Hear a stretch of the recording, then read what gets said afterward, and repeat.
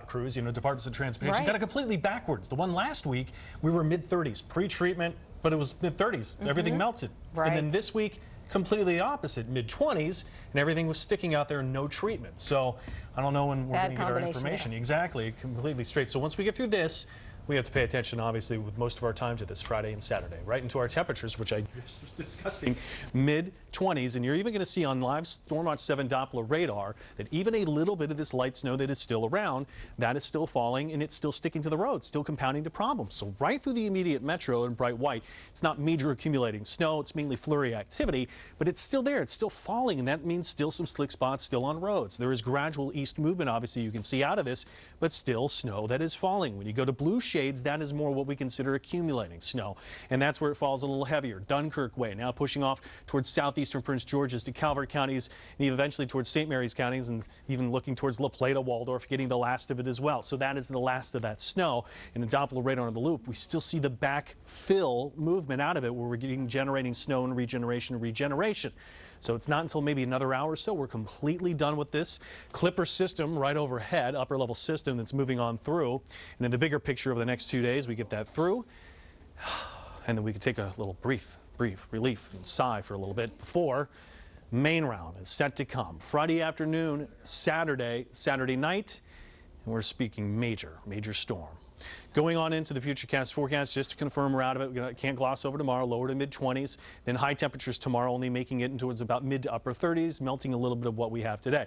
Let's talk Friday, Saturday. Already we're under a blizzard watch. Everyone else, winter storm watch. Eventually we go to winter storm warnings. For the blizzard watch, what does that really mean for us? Blizzard means that at least it's the visibility that's reduced for at least 3 hours or more, and that's a quarter mile less visibility due to at least blowing snow, or at least snow that's already on the ground that's being blown around by such strong winds, which means winds have to be at least 35 miles per hour, 2-minute average, sustained wind, or at least frequent gusts to 35 miles per hour.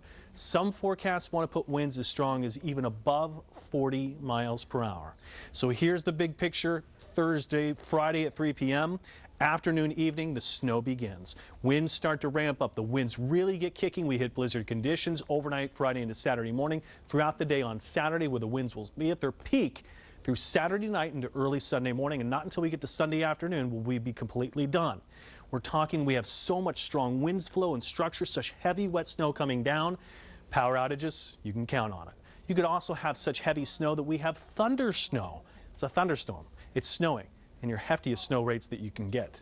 So as we go in closer and look at our official forecast for it, at least 1 to 2 feet in the area. That's 12 to 24 inches widespread. Less as we get a mixture of some rain and sleet coming into the eastern zones. But we could have a little bit of enhancement up to the Blue Ridge, where we're reaching over snow totals ranging over 2 feet, might be pushing 30 inches of snow with the help of that lift of some of the mountains, at least 12 to 24 inches region-wide. And we go towards those eastern zones. We have some of the mix setting in. That's going to limit our totals coming in that way. So breaking it down zone by one, still could be zone by zone, still could be looking at western zones for a potential bullseye, if you will.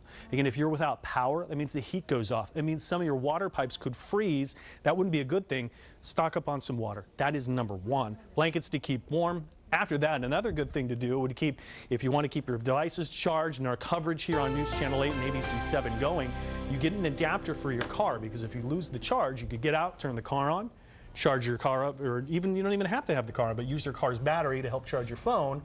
And that's another way around of losing your, at least the lifeline, what we know nowadays is your device. You got to get creative when things like that happen.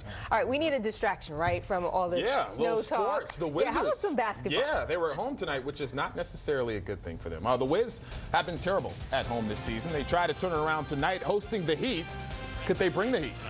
Sports is next. Is your body storing fat more easily? Do you suffer from a lack of